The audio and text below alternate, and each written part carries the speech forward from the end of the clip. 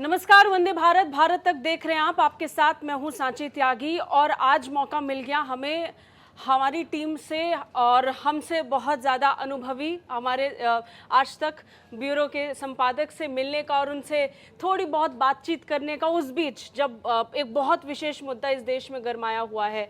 जम्मू कश्मीर के चुनाव होंगे। सुप्रीम कोर्ट के आदेश आ गए थे कि आपको सितंबर तक चुनाव करवाने हैं और इसी जद्दोजहद में हम सब लगे हुए थे संजय सर कि अब कब चुनाव आएगा, चुनाव आयोग की तरफ से तारीखों का ऐलान हो जाएगा।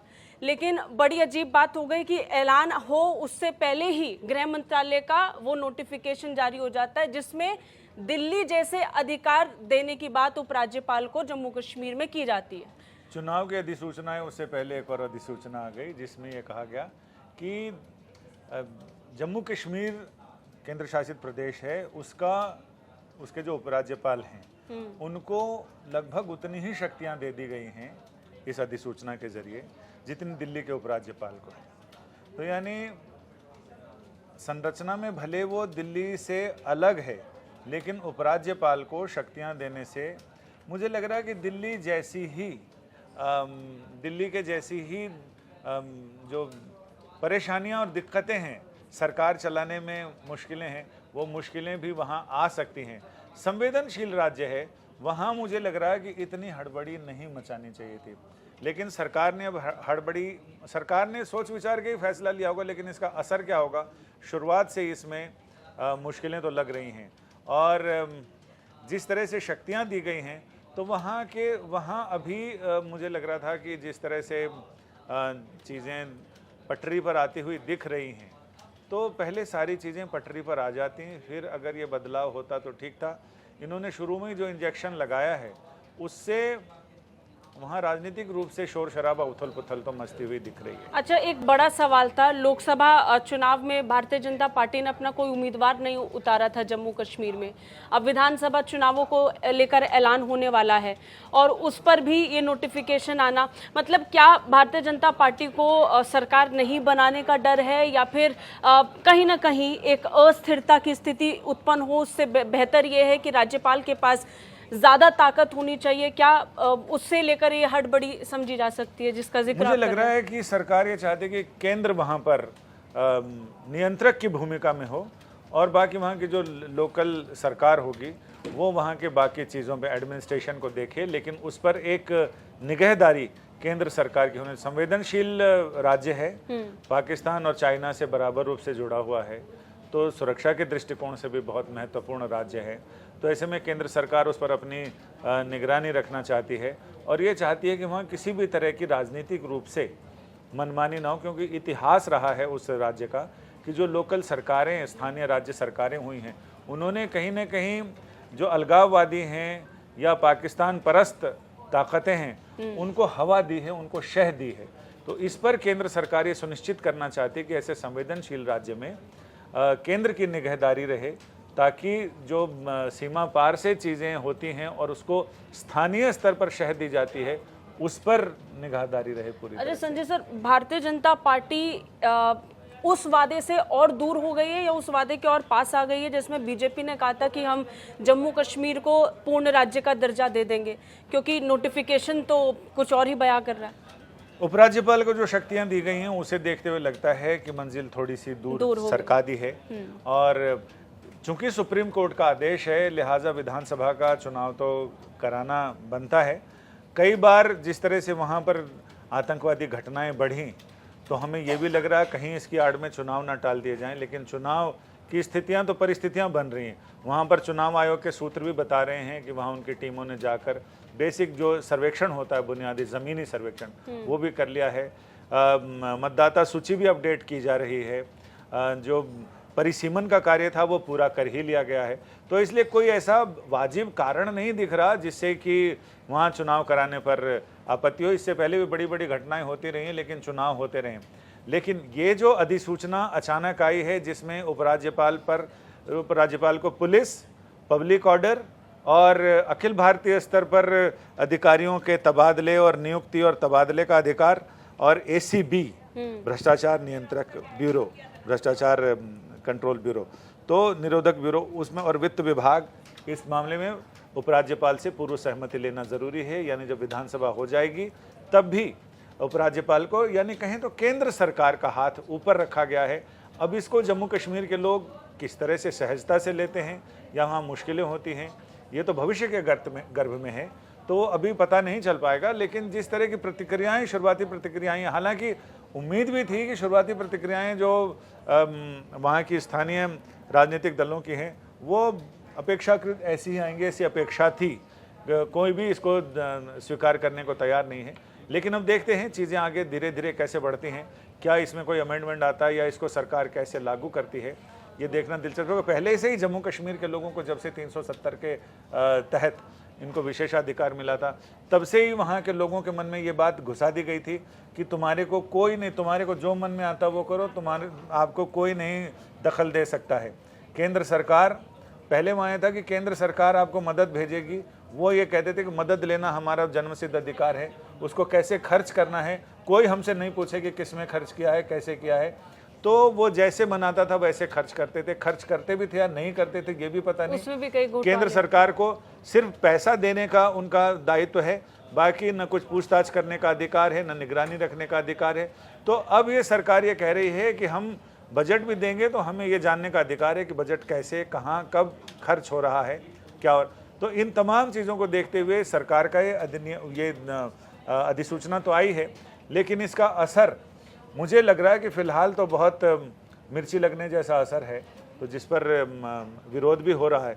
लेकिन अब उस विरोध के जवाब में सरकार के तर्क क्या होते हैं, इसकी अपेक्षा है कि ये जल्दी ही इसका खुलासा होगा, पता होगा। अगर रीजनल पार्टी के लिहाज से देखें तो वो इन्हें कैसे देख रहे हैं? पीडीपी नेशनल कॉन्फ्रेंस बहुत वक्त तक जम्मू कश्मीर पर रूल करती आई है, उससे पहले कांग्रेस भी, अब वो इसे कैसे देख रही हैं जब दिल्ली की तरह जम्मू कश्मीर को बनाने की तैयारी? दिल्ली की तरह ही उपराज्यपाल को अधिकार तो दिए गए हैं, जिसमें एसीबी है, पुलिस है, पब्लिक ऑर्डर है, वित्तीय मामले हैं और साथ ही अखिल भारतीय काडर के जो अफसरों की नियुक्ति होती है वो मामला भी, उसका भी अधिकार। और जो भी महत्वपूर्ण निर्णय सरकार लेगी तो उसमें रोज़मर्रा के निर्णयों से अलग इन मामलों से संबंधित तो उसमें एलजी की मंजूरी ज़रूरी है, एलजी के सामने वो फाइल लाई जाएगी। तो अब इसमें जो लोकल पार्टियां हैं, वहाँ की पीडीपी है, नेशनल कॉन्फ्रेंस है और भी राज्य स्तर की पार्टियां हैं, तो उनका गुलाम नबी आज़ाद साहब की पार्टी है, तो ये सारे लोग, इनकी प्रतिक्रिया सम्मिलित क्या आती है अलग अलग, तो इन्होंने बहुत ही तीखी प्रतिक्रियाएं जताई हैं। लेकिन सरकार, इस पर यह देखना दिलचस्प होगा कि सरकार इनकी प्रतिक्रियाओं के जवाब में क्या तर्क देती है, क्या तर्क, और वो तर्क वहाँ के लोगों के, बाकी पूरे भारत के लोगों के गले कैसे उतरता है ये देखना होगा। और दूसरा, इंडी गठबंधन इसको कैसे लेता है, क्योंकि इंडी गठबंधन को अब लोकसभा चुनाव के नतीजों के बाद हल्के में नहीं ले सकते हैं, और तो ऐसे में इनकी समवेत प्रतिक्रिया कैसी आती है। जाहिर है कि इनकी प्रतिक्रिया वैसी नहीं होगी जैसा सरकार ने जिन तर्कों के साथ आगे बढ़ी है। तो जनता अब किसके तर्क को, किसके विरोध को, किसके समर्थन को कितना सहजता से लेती है, या उस पर जनता की प्रतिक्रिया क्या आती है। क्या जनता इंडी गठबंधन या जम्मू कश्मीर की जो स्थानीय पार्टियां हैं उनके साथ खड़ी हुई दिखाई देती है, तो ये देखना वाकई दिलचस्प होगा, क्योंकि अभी तो बस अभी तो पार्टी शुरू हुई है। और ये जम्मू कश्मीर की रीजनल पार्टियां बड़े आरोप लगाती है कि दिल्ली से, जो दिल्ली में बैठे हैं नेता, वो जम्मू कश्मीर को अलग तरीके से देखते हैं और हमें जम्मू कश्मीर अलग दिखाई पड़ता है। और लगभग ऐसे ही आरोप हम पर, पत्रकारों पर भी लगते हैं कि जो यहाँ के पत्रकार हैं वो अलग आपको रियलिटी दिखाएंगे और दिल्ली में जो पत्रकार हैं वो आपको कुछ और दिखाएंगे।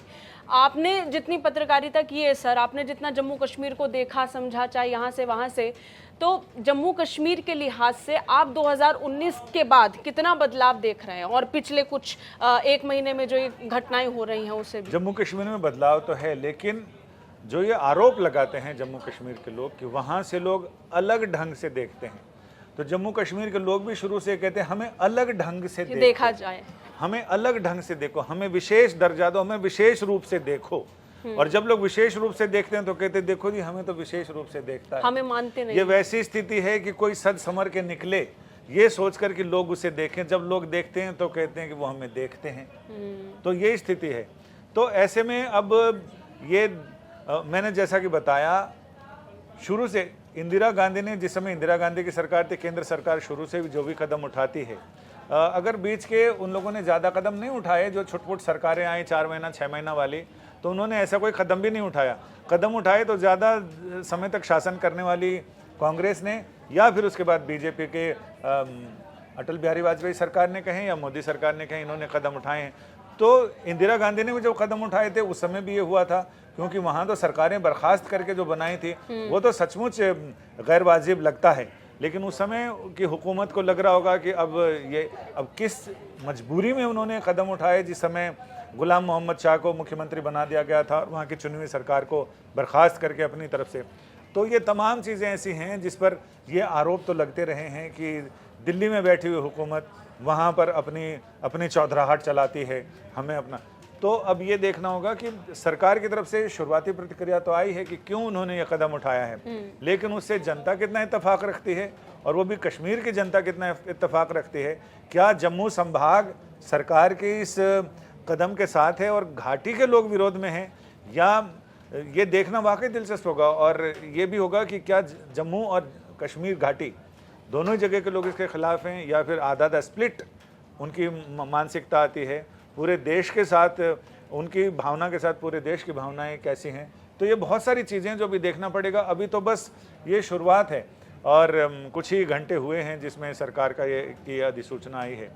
तो हमें इंतज़ार करना चाहिए व्यापक प्रतिक्रियाएं आने का, और उन प्रतिक्रियाओं पर क्या प्रतिक्रिया होती है इसका भी इंतज़ार करना चाहिए, क्योंकि मुझे पूरा भरोसा है कि इस कदम पर न केवल जम्मू कश्मीर की सरकार, जम्मू कश्मीर की राजनीतिक पार्टियां, बल्कि इंडी गठबंधन की पार्टियां भी सरकार के कपड़े फाड़ने में कोई कमी नहीं रखेगी। अच्छा, अब आतंकी हमलों पर थोड़ा सा आएंगे। जम्मू कश्मीर में पिछले 1-1.5 महीने में बहुत बुरी स्थिति देखने को मिली। अब तक कश्मीर को लेकर के कई तरीके के आरोप लगते थे कि आप स्थिति को नियंत्रण में नहीं ला पा रहे हैं, आपसे हो नहीं पा रहा है। जम्मू पर भी अब ग्रिप लूज हो रही है, कह सकते हैं।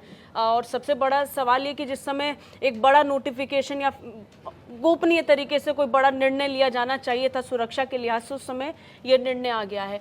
जम्मू के हालात को लेकर आप क्या देख रहे हैं? मुझे लग रहा है कि हो सकता है कि इन्हीं सारी चीज़ों को देखते हुए एलजी को ये अधिकार दिए गए हैं कि जब क्विक एक्शन लेने की ज़रूरत हो और राज्य सरकारें वो एक्शन लेने में हिचकिचाएं, वो अपने राजनीतिक नफ़ा नुकसान देखें और राज्य का नफ़ा नुकसान देखने के बजाय पार्टी, सत्तारूढ़ पार्टी अगर अपना नफ़ा नुकसान देखे, वैसी इस दुविधा से निकालने के लिए, वैसी दुविधा में एक सुविधा करने के लिहाज से हो सकता है कि केंद्र सरकार ने ये अधिसूचना जारी की हो, जिसमें उपराज्यपाल के अधिकार क्षेत्र में इजाफा किया है, वैसे ही जैसे दिल्ली में किया है। तो ऐसे अगर हम देखें तो दिल्ली के अलावा बाकी सारे राज्यों का दर्जा अलग अलग था। तो हो सकता है कि जम्मू कश्मीर का दर्जा ऐसा हो जहां विधानसभा तो हो, चुनी हुई सरकार तो हो, लेकिन उस पर नियंत्रण कहें या उन पर अपर हैंड कहें, वो केंद्र सरकार का हो, यानी एलजी का हो।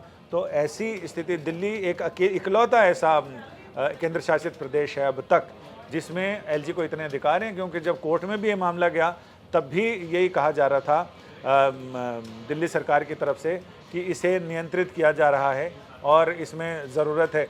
तब भी सरकार की तरफ से कहा जा रहा था कि ये संवेदनशील है। दिल्ली चूँकि राष्ट्रीय राजधानी है लिहाजा यहाँ पर राष्ट्रीय राजधानी होने की वजह से यहाँ केंद्र सरकार और राज्य सरकार, दिल्ली सरकार भी है और केंद्र सरकार के भी प्रतिष्ठान है, और केंद्र चूँकि देश की राजधानी है, संवेदनशील जगह है, इसलिए यहाँ पर केंद्र सरकार को तरजीह दी जानी चाहिए। लेकिन कह सकते हैं स्पेशल स्टेटस तो है, लेकिन कन्वीनियंस के हिसाब से स्पेशल स्टेटस नहीं मिलेगा और वहाँ के जो हालात जैसा अनियंत्रित स्टेटस नहीं मिलेगा आपको। स्पेशल स्टेटस तो होगा, लेकिन हम तो स्पेशल स्टेटस भी खत्म कर दिया।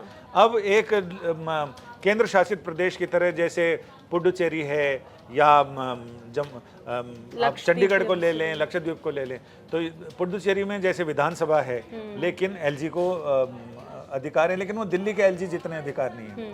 वैसे ही अब दिल्ली इकलौती थी, लेकिन अब दिल्ली के साथ खड़े होने के लिए जम्मू कश्मीर भी आ गया, ऐसा लगता है। हाँ जी, और इसके साथ ही आतंकी हमलों को अगर हम देखें इस समय बहुत बुरी स्थिति हो चुकी है। जम्मू के कई इलाके, कठुआ, सांबा, डोडा, ये वो इलाके हैं जहां पर आतंकवादी घटनाएं बढ़ रही हैं। और खबर तो ये भी है कि 50 से 100 आतंकी इस समय भी वहां पर मौजूद हैं, जिन्हें लेकर बड़े लेवल पर चाहे CRPF हो, BSF हो, security forces Jammu Kashmir police के साथ मिलकर पूरी प्लान तैयार कर रही है, और लेकिन वो मिल नहीं रहे हैं।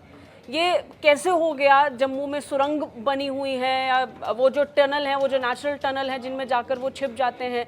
सवाल कई उठ रहे हैं कि ये घुसपैठ हुई कैसे, और अब तक देश की जनता को जवाब भी नहीं मिला है। अब तक देखिए, इसमें अब तक का विश्लेषण ये बताता है कि लोकल स्थानीय स्तर पर प्रशासन, पुलिस और स्थानीय लोग, इन लोगों का अपेक्षित सहयोग नहीं मिलता है, जिस वजह से आतंकवादी पाकिस्तान परस्त शक्तियां भारत में घुसपैठ करती हैं और वो अपने मकसद में कामयाब भी होती हैं।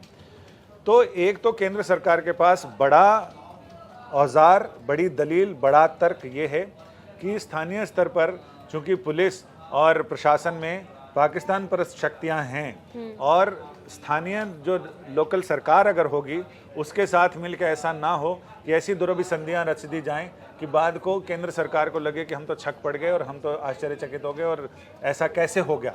तो इसलिए भी हो सकता है कि नियंत्रण रखना चाहते हों ताकि चीज़ें गलत दिशा में आगे ना बढ़ें और उनको देश की एकता और अखंडता के साथ जोड़ कर रखा जा सके। इसलिए हो सकता है कि LG को ये अधिकार दिए हों ताकि जो केंद्रीय सुरक्षा बल हैं उनकी खुफिया सूचनाओं का आदान प्रदान, साझा करने की प्रवृत्ति वो आगे बढ़ती रहे। तो ये भी एक मकसद हो सकता है। और अब तो ये केंद्र सरकार पहले व्याख्या करे कि किस मकसद से लेकर आए हैं। अभी तो ये है कि हमने आपको गिरफ्तार कर लिया है, लेकिन क्यों किया है, किस आधार पर किया है, तर्क क्या है, वो सारी चीजें तो बतानी होंगी ना। अभी तो सिर्फ अधिसूचना आई है, अधिसूचना के पीछे का मकसद क्या है और भविष्य के लिए योजनाएं क्या हैं, वो सारा समझाना पड़ेगा देश वो जवाब आना बाकी है। चलिए, बहुत बहुत शुक्रिया संजय सर हमारे साथ जुड़ने के लिए। तो हमारे साथ संजय शर्मा जी जुड़े थे और हमें काफ़ी कुछ जानने को मिला है जम्मू कश्मीर के बारे में, खासतौर पर तब जब हम दिल्ली से जम्मू कश्मीर को देखते हैं। लेकिन इस समय जिस तरीके के हालात जम्मू कश्मीर में बने हैं, उसके बाद इस अधिसूचना का आना निश्चित तौर पर वहाँ के लोगों के लिए फायदे का सौदा साबित होगा। हमारे साथ हमारे सहयोगी भी जुड़े थे, उन्होंने बताया था ये आने वाला वक्त बताएगा। फिलहाल इतना ही, दीजिए इजाजत। जय हिंद।